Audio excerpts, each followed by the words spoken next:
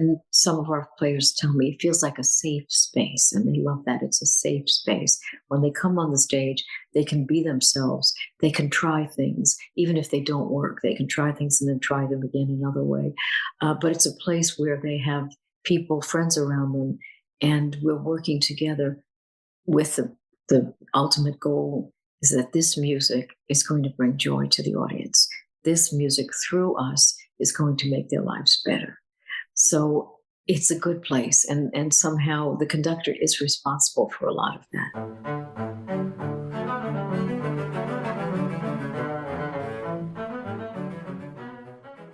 Hi, everyone. I'm Dani Meyer, and welcome back to OSA Backstage. That's right, Season 2. We're kicking things off with Maestro JoAnn Falletta. I'm not going to say much about this interview because I think it speaks for itself. She's the best. That's all there is to it. She's a joy, she's a treat, she's a delight. You're going to experience all three of those. And I think you're also going to get excited about having her as our principal guest conductor for the next 2 seasons as we're in our music director search. Sauce is here. You'll see her in the video. I don't know why she abandoned me just now, but, I'll get over it. And, hey, housekeeping. So this season, we are going to record as often as we can, but it might not be every week. And that's all right. We're going to cut ourselves some slack there, and you should too. And we are going to just enjoy this wonderful process of getting back into the swing of things, getting back on stage, getting back to the Holland, and getting back to spending time with you all, some fantastic musicians and some awesome stories. Thanks for being here. Enjoy. Oh my gosh, thank you. I'm so excited. This is our first episode back, and we had such a great time recording last season, but it's such a joy to get to do this with you. So thank you. Well, I'm excited. I'm a little nervous, but I'm excited. We're going to have fun. Serena was just saying that we typically don't introduce ourselves as well, but that our voices are similar enough. So I think we should have everybody introduce themselves to start off, since it's the beginning of season 2. So Maestro, would you please start us off? Yes, I'm JoAnn Falletta, conductor, and I have the great privilege of working with the Omaha Symphony this upcoming season, and can't wait to get started in a few weeks. Excellent. Serena, go for it. My name is Serena Royton, and I'm the assistant conductor with the Omaha Symphony, and we are excited to launch season 2 of this podcast. Yes. And I'm Dani Meyer, and you all hear me talk way too much, so we're going to get on with it. Okay, Maestro, what should we call you? Oh, JoAnn, please. I'm most used to that, and it's very comfortable. Everyone calls me JoAnn. Excellent. JoAnn, I had this question lined up, and then you posted on Facebook today, and I don't know if it was on purpose or not, but was your first orchestra concert the Leopold Stokowski Beethoven 6 at Carnegie Hall, or was that your first Carnegie Hall concert? No, that was my first concert. I was 11 years old, and I just posted it today because I started to read a book about Nancy Shear's memories of Stokowski. I never actually talked to him. I only saw him that once on the stage, but she worked with him for many, many years. And it was an interesting quote because he was telling her that women can conduct just as well as men. She was skeptical, but I thought, what a forward and progressive man he was. And so I just was, so happy that he was the one who had inspired me to conduct. Oh my gosh. Did you remember why you attended that program, or was it just Beethoven 6? I do remember because I had started studying music when I was 7. And my sister was studying music as well. So my parents decided, well, let's go to an orchestra concert. They both love music, and it was our first one. And we went to I think we were sitting up in the balcony, stage left, I remember just sitting there with my parents, and the rest of the program, Dani, I don't remember. Isn't that just amazing? But I don't remember it. But I remember the Beethoven 7th because I felt so transported by it. I felt I had gone to a different world. And at the end of it, the maestro turned around and said, since you enjoyed it so much, we're going to play the last movement again. And my parents were just about ready to get up and go home. And they said, uh-oh, they sat down. But I remember I was ecstatic. He was going to play the last part, which is very moving again. And so I never forgot that. And I told my father, I want to do that. I want to be the person who helps that happen, because that was a miraculous thing to hear. And why I didn't say I would like to be the concertmaster, or I'd like to be the trumpet player, I don't know. But I sensed from Leopold Stokowski that he was kind of the kind of catalyst in helping people be great. And somehow that's what I wanted to do. So, and he was an amazing man. And in terms of women too, I should say this, when he, during the Second World War, he had to. I mean, many of the men were in services, so he filled those positions with women, and they played for several years. And the war was over. The men came back, and he was the only orchestra conductor who said, "We'll make room for the men, but we're not letting go of the women." He was the only one who didn't send them all home, saying thank you. Gosh. But now he had an amazing acceptance and view of people, and just wish I had met him in person. But did you have, I'm going to jump around, but did you have anybody like that you got to interact with personally, who was also in your corner, regardless of whether you were playing guitar or mandolin or conducting? Was someone being that for you? Well, there was Margaret Hillis, and Margaret Hillis, I met her at a competition, and she was the choral conductor of the Chicago Symphony, and a great conductor, truly great conductor. And she often conducted the Chicago Symphony in choral pieces, and after the competition, she came up to me. She said, "Now you won, and you're ready.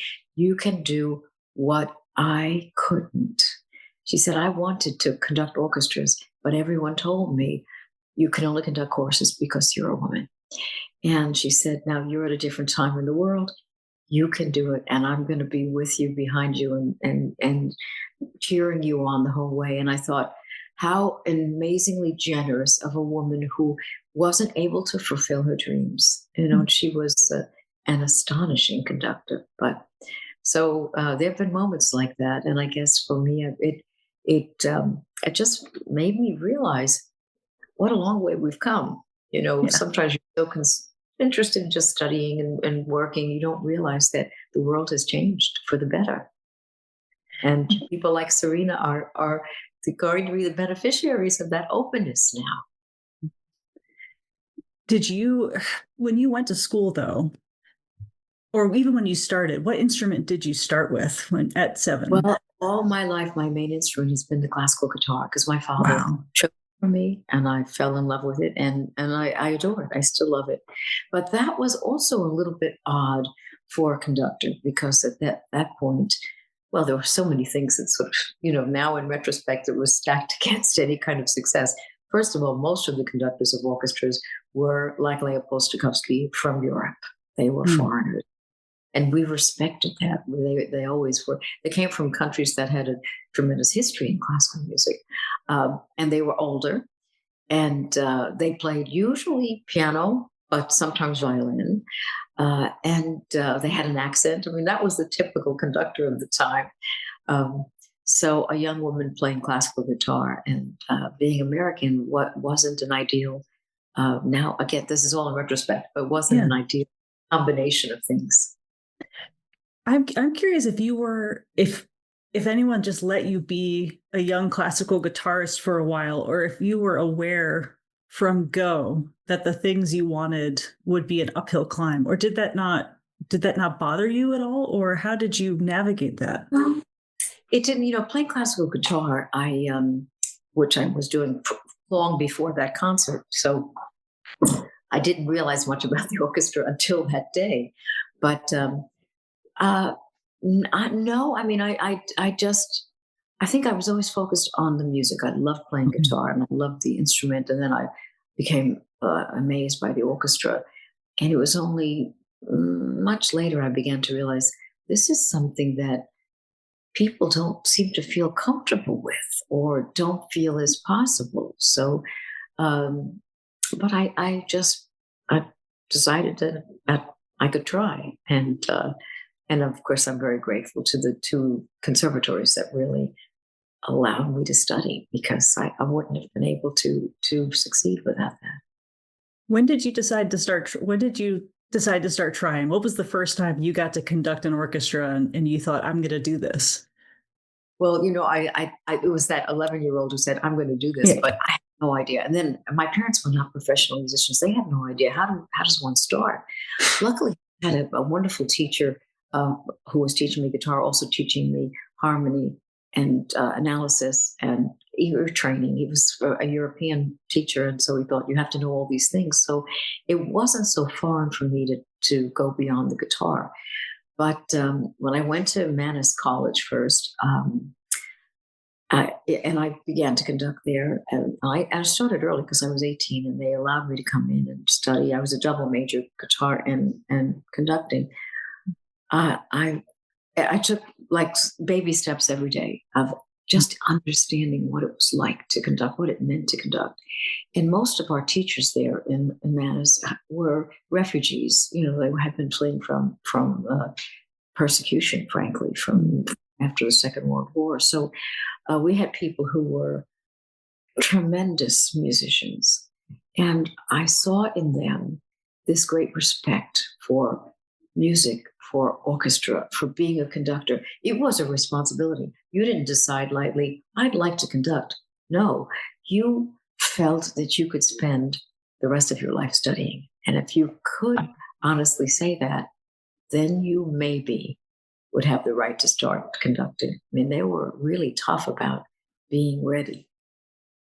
Oh my gosh. That's such a, go ahead, Serena. No, I'm just kind of reflecting on what you're saying and thinking about my conducting education as well. And it was also highly almost discouraged, I would say, in undergraduate, saying that, you don't have the experience, you're not ready to step in front of an orchestra until you've built all these, building blocks that you've talked about, that kind of foundational education. And so we often start by putting together our own groups just to get a little bit of conducting or start courses. And I'm wondering, did you ever create your own ensembles at Manus to conduct? Was that kind of part of it with all your friends, or was there a set orchestra that was part of, since you did it as a major, as a conducting major, was there kind of a weekly studio class or a weekly conducting orchestra time that you had? I'm just, yes, what did Yeah, what did it that was look like? it was very intense. I mean, we had orchestra. We conducted the orchestra twice a week, every week. We had our own orchestra, and in Juilliard it was the same thing. We had an orchestra for the conductors, but that was like a mixed blessing, because these young musicians were like a lot more experienced than us. We knew nothing at 18. I mean, I didn't know anything, and they had been playing violin and cello since they were 4 or 5 years old. So we had to conduct them, and it was tough because we really didn't know what we were doing, but we had learned that way. And then we had sessions with our professor alone, in talking about scores. So we were sort of just immersed in it. We just thought about music day and night, and but we did put some groups together because we always felt we never were learning enough, so that was fun. You probably have done that, right? Because as you said, you have no money to hire a group, but you find pieces that are intriguing, like Stravinsky Octet or The Soldier's Tale or Verclair to Nacht. All of a sudden people say, oh, I never played that. Sure, I'll come, but I can only come to one rehearsal or something like that, right? And anyway, you make it happen, and it's a wonderful experience too, because the challenge for a conductor is you really only start to grow when you're on the podium. I mean, as much as you study, it's that interaction with musicians, just as you know, that helps you start to understand what it's like to be responsible for the group and the music making at the end. You were able to play with the Met as a guitarist and a mandolin player. Did you learn was watching those opera conductors, was that part of your experience in learning how to be responsible for a group? It was, and I also with the New York Philharmonic, that was a little bit easier to watch because and things that required a lute or a mandolin, to be on that stage with the level of playing um, was astonishing to me, astonishing. And I also realized something that surprised me, but I shouldn't have been, is that not everyone on that stage was happy, because I thought these people have a heavenly life. They come on the stage every day and they play the greatest music in the world. Well, that was true, but not everyone was happy. So that's just an aside. And now, I realize that sometimes for musicians, the time that they are the happiest is when they are playing, when they can enter back in that world of their imagination and their mind and their youth and realize what this music means to them. So it gave me a great respect for musicians in an orchestra and how hard they have to work and how much they have to learn and how they always have to be excellent. There's no room for anything less than that. Is part of being a music director then the care and feeding of an orchestra? You can't control the individual happiness, but you can control possibly the group experience of going through a concert cycle together? Absolutely. And I love what you said, the care and feeding. That's sort of what it's like. The ideal that I have, which I will never attain, is that every single person in the orchestra will feel incredibly valued wherever they're sitting, however many notes they played in that rehearsal. Somehow to be able to communicate even non-verbally to them how much I am glad that they're a member of our team. And I try and do that as much as I can, whether it's looking at a musician or talking to them as they walk off the stage or mentioning something that I remember that when they played last year, how, this was something so special on our recording. And because they're all great artists and they don't very often get individual feedback. So I think it is the care and feeding of it. First of all, the fact that we're in this kind of sacred space on that stage. I always think of it that way. And some of our players tell me it feels like a safe space, and they love that. It's a safe space. When they come on the stage, they can be themselves. They can try things. Even if they don't work, they can try things and then try them again another way. But it's a place where they have people, friends around them, and we're working together with the ultimate goal is that this music is going to bring joy to the audience. This music through us is going to make their lives better.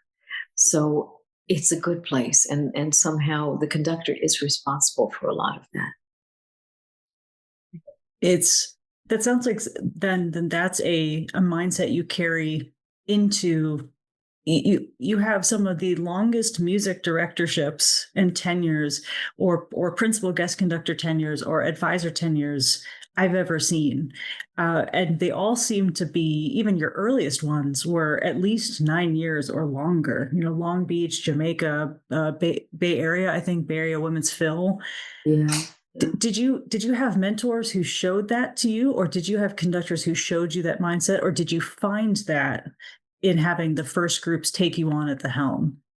I think I found it because, frankly, the image of a conductor when I was starting was of a male autocrat still. I mean, it was still a very strong person who was tough, and people I met members who had played under Toscanini, whom I never saw, but and they said he was incredibly rough on us, but we loved him because he was that way. But I thought, no, I'm going to find another way that really is centered on the musicians. And I had a kind of epiphany at one point in my life. This is a silly story, but I was conducting Interlochen. Now, Interlochen is a situation with really talented high school students, and we really pushed them. So we were conducting, I think it was Tchaikovsky 4 or something. I mean, I was conducting Tchaikovsky 4. They were playing this. And these were kids who never had played a whole piece. They would play maybe an excerpt at home in their orchestras. Here they had this piece of music that was 42 pages, and they were going to play it 5 days from now. And was it perfect? No, but I was backstage before the performance, and I was nervous. I remember I'm saying to myself, "What will people think of this performance? Oh, I am going to look like I don't know what I'm doing." And then I said, "Wait a minute. It's not about you." I said this to myself. It's not about you. It's about these 60 young people or 70 young people who are playing this piece for the first time. That's who it's about. And all of a sudden, I felt that's what being a conductor is. I have to take care of them. And from then on, I always felt less nervous because it wasn't about me. It was about them. And my job was to kind of lift them up, give them a chance, and support them. If things didn't go well, just support them. No worries were going on. And at the end of that performance, which had its ups and downs, but at the end of that performance, I think they couldn't believe how well they played. And I always think of that performance. I've done a lot of Tchaikovsky fourths that were much more accurate, let's say, but I think that one I will never forget because of how they played and the realization I had about myself. Why was I worrying about myself? Sometimes I talk to young conductors and they say, "Well, Maestro, I want the orchestra to like me." I said, "Well, that's good, but that's not the first thing. I mean, the first thing is that you have to take care of them. It's not about what they think of you, but I want them to think that I'm great." I said, "Well, that's normal. It's absolutely normal. Everybody has felt that way, but it's not what it's about. It's how am I making them? How am I setting a stage for their excellence? How am I creating an environment where they can be great?" And when you give them the complete importance of that performance, it's a very liberating thing for me. Is that where you start them whenever you meet a new group? Do you kind of begin with that mindset of, I'm here as an act of service? This is Hot Sauce. She's going to be joining us quite a bit. That's all right. Do you start from this place of service and then of uplifting every time and get to know the group that way? How do you prepare yourself to meet a new group? Well, that's my goal. I mean, I come to the orchestra with that goal of uplifting them and knowing them and knowing what they're about, because every orchestra has its own personality, completely its own personality. But I don't know what that is. So always when I'm a guest conductor, I have the orchestra play for a while, just in me conducting them, playing 20 minutes, even 25 minutes, to get a sense of how they're moving, how they're thinking about things, how they're playing together. And then I go back and I always listen for things that they are doing, because I want that Dvorak symphony to be their Dvorak symphony, with all the smallest little things that they individually bring to it. And when they sense that they are a little free to, maybe phrase that in their own way, I think that, okay, it's working. They're opening up, because most of the groups are cautious and careful, and I don't want that. I want them to just try whatever they can and have me guide them. But yeah, it's very exciting to get to know an orchestra. And I love that. And it's really from a position of service completely. I remember I had a very good friend who knew nothing about music, but she was running a big company. She was the president. And she said to me, people say, "Diane, you're at the top of the pyramid now. Why? You're right at the top there, And she said, "Are you out of your mind? I'm not at the top of the pyramid. I'm at the bottom of the pyramid, and I'm holding the whole thing together. I'm supporting all these people that I have to take care of. All the people that work for me, I have to take care of them. That's a big responsibility. I'm not, like just sitting there at the top." And I thought to myself, that's exactly what it's like with an orchestra. But people don't think that. They think, "Oh, there's the conductor." I actually have a very clear memory of playing with another orchestra, and I saw their maestro walking out of his room with two very lovely women, one on each arm and a glass of champagne in each hand. And that was my first time encountering a music director. And it was just like, is that what this is? I think most of us are not like that, but it just, there is that sort of glamour and the power.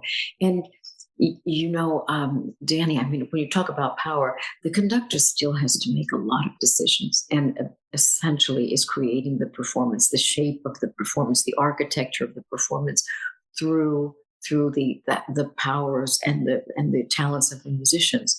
But that is a power that can be used for good or not. Then you have to find your own way of doing it. So you are making decisions. You are off, or the way I like to think about it is you're offering possibilities to musicians about thinking about something in a different way, trying something different, listening. I was telling young people, I was conducting a summer festival with, young professionals. And I said to them, and I think not everyone understood this. I said, if you think of yourself when you're in an orchestra as playing chamber music every moment, your life will be very happy. And I know that some of them didn't understand that, but the cellist came up to me and he said, I know exactly what you're saying, because if you listen to what everyone's doing, then you're in this wonderful group, and you're following the conductor, but it's not about following the conductor. It's about the conductor guiding you and you being free. That's wonderful. How would you say that relationship grows throughout a tenure with an orchestra or an organization? So you start in this place of getting to know your musicians and having it be this very collaborative chamber music style. How do you keep that going as you stay with an orchestra for a longer period of time? Well, when you stay with an orchestra for a long period of time, of course, you get to know them very well personally, and you're a part of their life, and they're a part of your life, and it can be so happy and also sad. I mean, you see people having their first child, or finding the person that they're going to spend the rest of their lives with, but then losing a parent, or at the end, not being able to see well enough to stay in the orchestra. You see people through their various stages, and that humanity, the importance of them as human beings, makes the music even richer, understanding what special people they are, how they think about things. And when you stay with an orchestra a long time, you go through good and bad times. You go through those times when financially it's really rocky, or artistically things are tough right then. But you stay with them. You stay with them, and they stay with you. I guess it comes down to trust.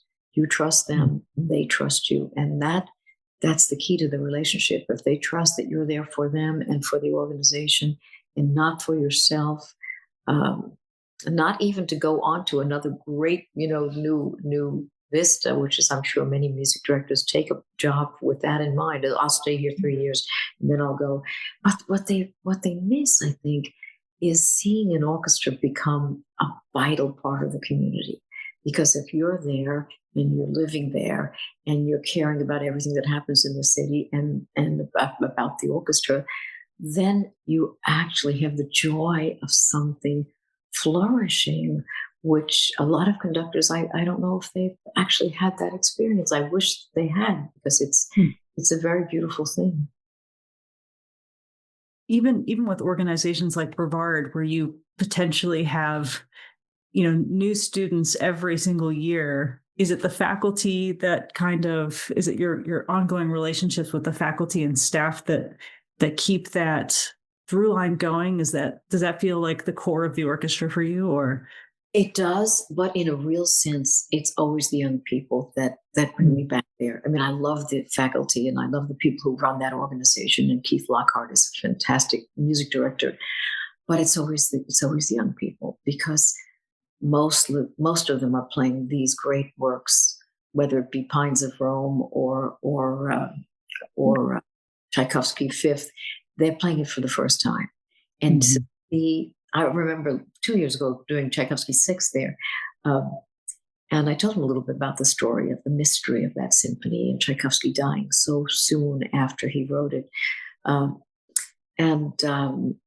just encouraged them to go online and read about it. And I guess they did, because the end of the performance, very many of them were actually crying. And I thought, okay, that won't happen in a professional orchestra, probably, although it has happened. But I had a chance to feel their joy and their wonder at this piece, because they've never played it before, and they were so connected to what it meant. So I think that's what brings me back to all of these summer festivals: the fact that these young musicians won't forget that first performance of that piece. I mean, they'll go on and they'll play hundreds of things. And I remember once I was conducting in Philadelphia, and a young man came up to me and he sang the opening few bars of Respighi Roman Festivals. And I turned around and he said, "Maestro, that was the piece I played with you at Interlaken." And he said, "It was the best performance I ever played." Now, this is a person who's sitting in the first violin section of the Philadelphia Orchestra. And I thought inside, no, it wasn't. It's not. You played a lot of better performances. But for him, at the age of 14 or 15, it was a memory that he'll never forget. So what a gift to me. I mean, to be able to do that. And that's what I feel it is. It is a gift to be able to have someone remember that they did a great performance of a piece that they'd never heard before. I actually have a core memory from Bavard. I wasn't even playing, I was just working, but you were starting the season with Romeo and Juliet.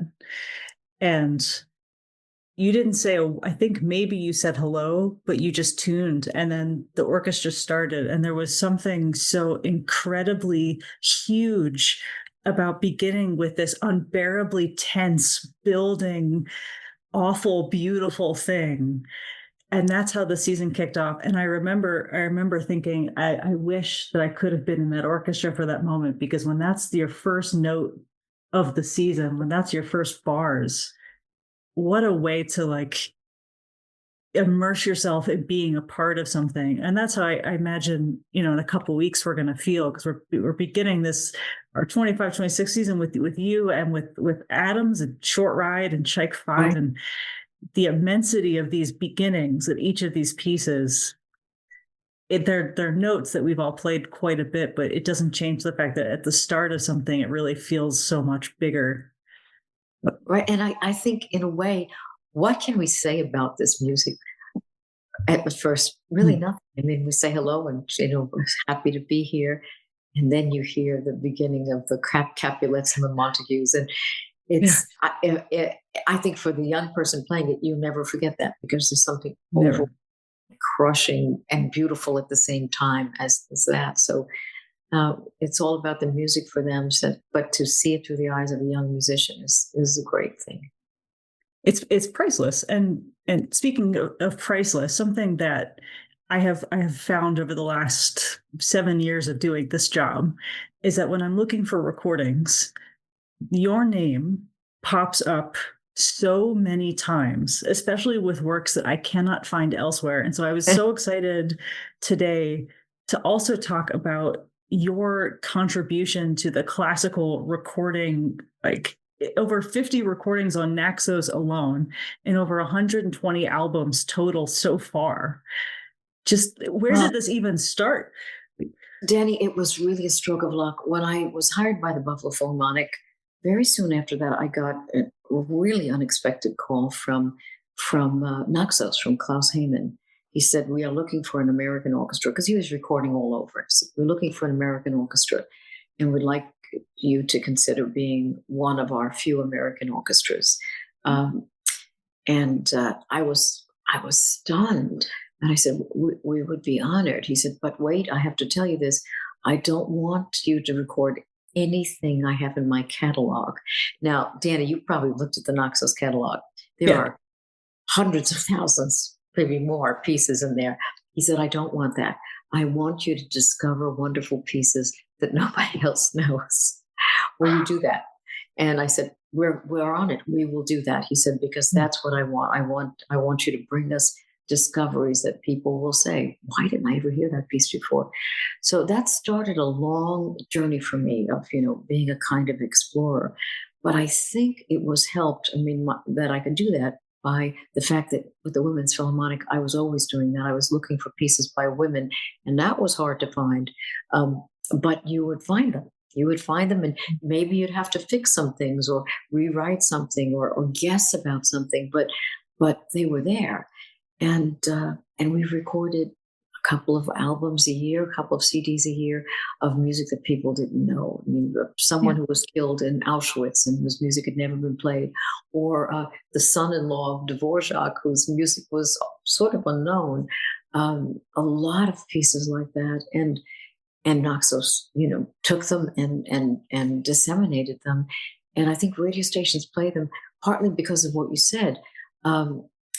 They never heard this music before, but it's really beautiful music.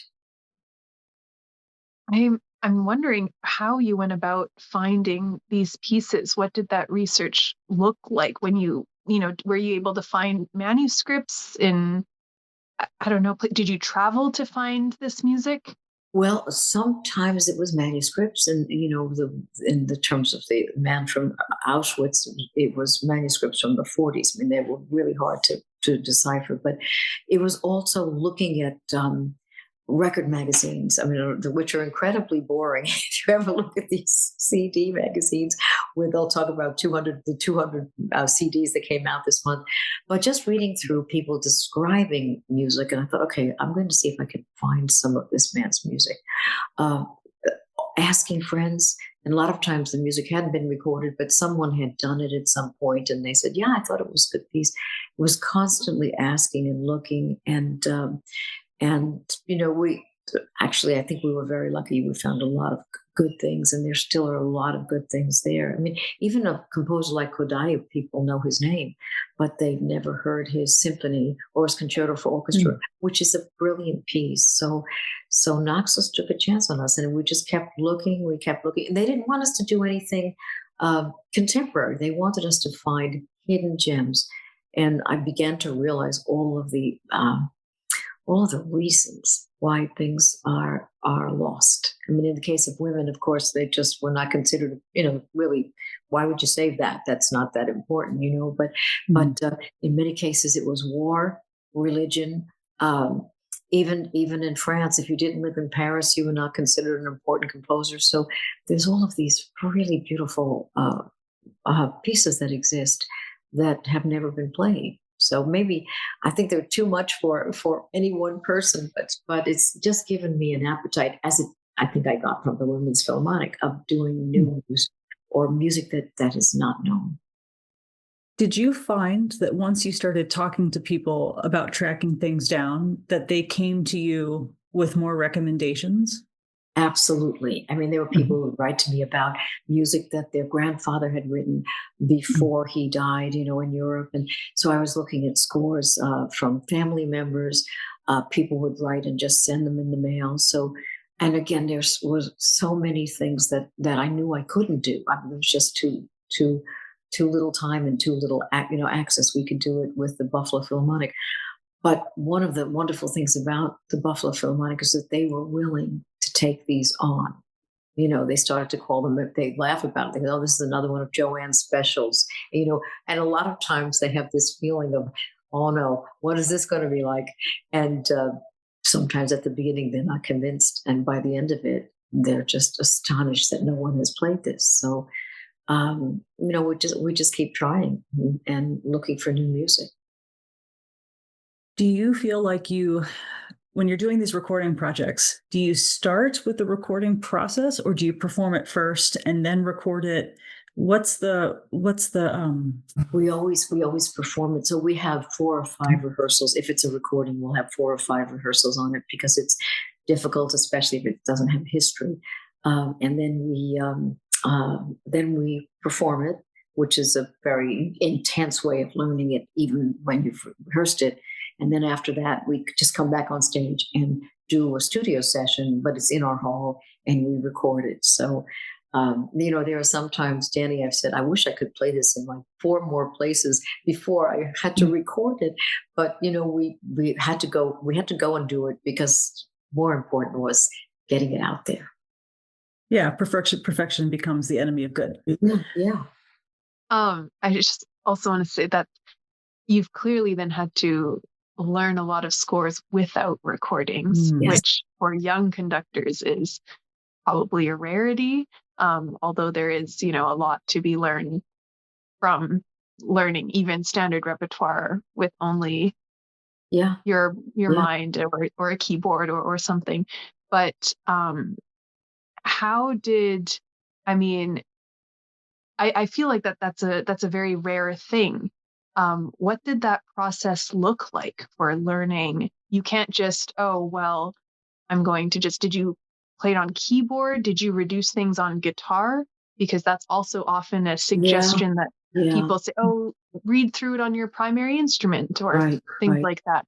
Well, I think there was a little of that, but mostly it was done in a way that I was doing it in silence and just my inner ear. But I think that for me, what became very important and very clear was the structure of the piece. I had to first figure out what the structure was. And it wasn't always, very rarely was something like sonata allegro form. It was always something a little unusual, but I had to start with it. I felt it like a building. I'd think of it as an edifice and try and explore it that way from the biggest shape of it and then go inside it, one step at a time until I was finally down to the little details of melodies that would transform. And still, there were a lot of surprises for me when I heard it. But that was the key for me. It was the structure of it. It was the architecture of the piece, because I felt that Serena, I couldn't really express that to the orchestra if I didn't know the shape of it.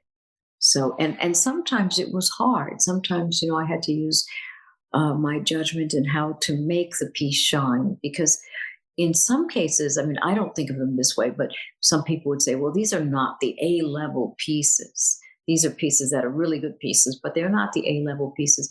I've never thought that, but I understand what they mean. So you look at that piece and think, okay, maybe this section is a little bit static.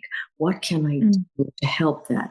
Something with dynamics, something with a little moving of the tempo. So I was always trying to find ways of making the piece be its best, and that helped me in all the pieces that I did.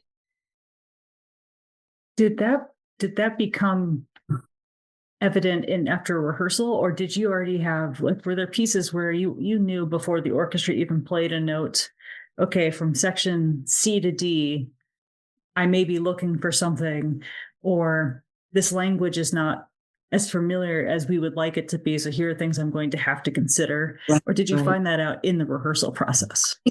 Much of it was simply seeing how many times things were repeated and think, okay, I've got to work on a color change here, maybe something different, because I knew it would come up.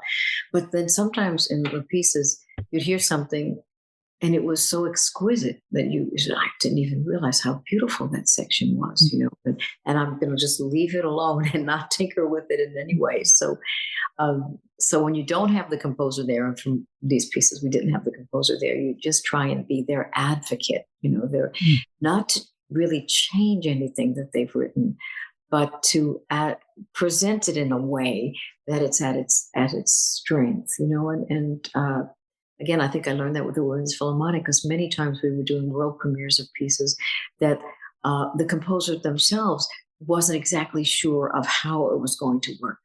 And, we had to become explorers on that together. And I think that now we should all apply that same way of thinking to Beethoven 5 and think about, okay, if this was the first time, what would we not do that we've gotten used to? And what would we see that we've forgotten to look for? Oh my gosh. Do you enjoy working with, you have a lot of relationships with different composers now, like Hale Stork is the first one that comes to mind. Do you enjoy having the composer in the room? Is that a fun collaboration for you? It almost always is fun. Now, some composers will say, I don't want to come to the first rehearsal. You do what you can, and then I'll come. It is always fun because, I'm not a composer, and I always, they know that. And so my only chance to be inside a composer's head is if they're there, and I can see that they're not exactly happy with what's happening here. And so I can sort of guess. I said, okay, do you think that if I bring out the brass here for a little bit more than you have, that it might make more of an impact? And we try it. Or they'll even say, something is not working here. I don't know what it is. Maybe it's the tempo. Maybe it's, some other color that they're missing. So I can get in their head and somehow pretend to be like a mini composer or mini composer's assistant. And it's thrilling. And I think the orchestra, if they're involved too, they try and help too when we can't hear something, and the flutist will say, I can play that up an octave. You want to hear what that sounds like? And I think how wonderful that they are also trying to be assistants and make things the best for the composer. So fun. I imagine they sometimes say in book writing, it's the people who don't want to write books but know what good books are become editors, because they know what good writing is, even if they don't want to do it themselves. Well, it's a little like that. I'm changing dynamics, and the person will say, that says piano maestro. I said, yeah, but I'm guessing that he doesn't want it to be that soft. So play it forte. And that blooms, and they realize, wow, yeah, they needed that. And so, yeah, it's maybe a question of editing. I'm going to remember what you said. I think that's fascinating because, when things are getting a little long and you've got to do something to help that, you're not going to cut anything, but you've got to do some calculation of how to move forward. Right. If you've put it on, go ahead, Serena. No, finish. If you've put it on stage, yes, that's something that we say a lot here in Omaha. It's like we don't get to play as many classical concerts as say in Minnesota or in LA, and that is what it is. But if we put it on stage, that means we believe in it, and that we know that it means it's good. It doesn't mean the piece is perfect, but we know that it's worth it. So that's what that sounds like. It's like, this is worth it, and we're going to make it worth it. Exactly. And that's what we've had to do with a lot of these pieces. And we feel that we did do that. And it's very exciting. And, not more so maybe than playing a masterwork that you've done a lot of times. And I remember one conductor said to the orchestra I was assistant in, said, I've done the Dvorak 9 500 times, so I know exactly how it goes. And I thought, well, wouldn't it have been better to listen to them and sort of find out where they are? But because it's really the way music is so fluid. I mean, it doesn't have to be the same. It doesn't have to be the way you heard it on a recording when you were a kid, and you always wanted it to be that way. It's so fluid, and it's so much about the orchestra. I have a beautiful memory of working with the Stuttgart Symphony. We were playing Gershwin Concerto in F. And there's a wonderful spot with the cellos. That's kind of bluesy. And, American orchestras play in this kind of swingy way. When we got to that spot, the cello section played it like it was Mahler 9. And it was so beautiful. It's so sort of not right, but it was the way they were feeling about it. It was the kind of, I thought, what a wonderful gift to hear a German orchestra play Gershwin with such love and such respect that I just left it alone. I didn't want to say, it's kind of be swingy. Forget the swingy. Let them play it in a way that they are expressing their love for it. So those opportunities to have orchestras inform what's happening, to me, is the miracle moments. That's so lovely. I wish I didn't have to keep asking you questions, because that would be such a great way to Such a great way to end. But something I'm genuinely curious about, I don't think we have asked any conductor this yet, but what does it feel like to be on the podium? It's a different sound world for every instrumentalist, depending on where they are on stage. But for you, what is that sensation of being in the eye of the storm like? You say the eye of a storm. I mean, it's a little bit like that. It's like a force field because the energy that's happening on that stage, and that's not only when it's loud and fast, there's constant energy, there's constant um, mental activity, brain activity, so that I do feel like I'm in the middle of this force field of something incredible. And there are times when it's just overwhelming, when, the end of Mahler 2, where I think I'm not even sure if I'm conducting anymore. I just don't know if I'm really doing anything, or just they're playing it. But it's incredible. It's incredible to think of the brain activity. I said once that we should wire up musicians' brains in the performance of anything and just see how much activity is going on, the things that they have to do in, and then present with their own emotional intensity. So, but it's a wonderful place. It's a wonderful place to be, and it's a wonderful place to see them, to see all of them. Because you're on the podium, you do see all of them, and you see what parts are moving to them. You'll see. I noticed in rehearsal, someone smiles at a certain section. Maybe it's because of a memory he had. And it's beautiful, because even though you're not talking to each other in the concerts, there's a lot of communication that's happening. Silly question for you. Your Wikipedia biography has maybe my favorite sentence of all time. Falletta married Robert Alemany in 1986. Mr. Alemany is a systems analyst for IBM and part-time professional clarinetist. Yes, that's Robert still is a part-time professional clarinetist. In fact, he is a sub when they need a fourth clarinet in Buffalo. He plays, and fantastic. Practices 2 or 3 hours every day, and at the same time he's loved being a computer scientist. And maybe there's not so much difference between science and music, I think, because he played the clarinet since he was 10 years old, and loves it, and decided at some point he wanted to become a computer analyst, and he did. But he loves it, and he's very, very sensitive to music. So he's very appreciative of what our world is, and when he joins and enters with us, he loves it. Do you enjoy talking about rehearsals with him or performances with him? Is that something that you two can share, or is that more of an emotional connection that you have that you don't really have to talk about? Well, when he comes to the performances, because he doesn't come to rehearsals generally unless he's playing. When he comes to the performances, there's a lot that we talk about. Like, I mentioned to him, did you hear the entrance of the trombones at that one spot? And wasn't that magnificent? Or you think I should bring out the clarinet there, or whatever. And so he's always on the mark, but very complimentary about BPO and other orchestras too.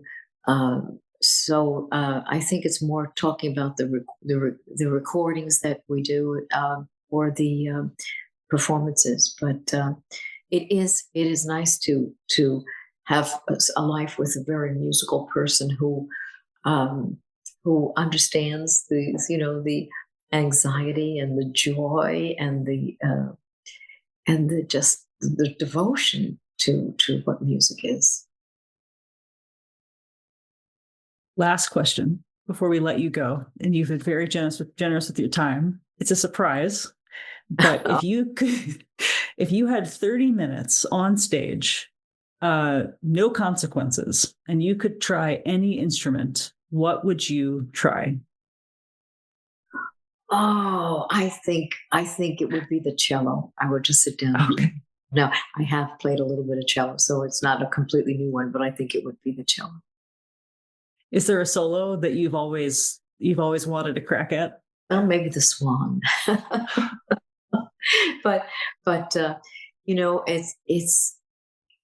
it is very fulfilling for me to sort of become a part of each player in a way. You get to know how people breathe before they use their bows, or how they move forward in the woodwind section, or how they look at each other. So I almost feel like, in a way, I'm connected to them. I'm connected to that instrument, because I know what they're thinking in a way. I mean, I can tell from how they move what they want to do, and I love that, because sometimes they surprise me and do something so different and so wonderful, and it's an honor to be in the middle of all of that. JoAnn, thank you very, very much. We are so excited to work with you over the next few years, but especially in a couple weeks when you come join us in Omaha. This has been a joy. Thank you. Well, for me too. Thank you both. Thank you, Dani. Thank you, Serena. So, and thank you for talking about how we're going to work together too in Omaha. I love that it's music. I love music as service. It's such a beautiful reminder of why we get to be on that stage. And I am so excited to take that attitude into the season. So, well, I love that. I love that phrase, and I am going to always cherish that and never forget it. So thank you. Thank you. Oh, thanks so much. Wow. Well, Thank you. must be exhausted, but thank you.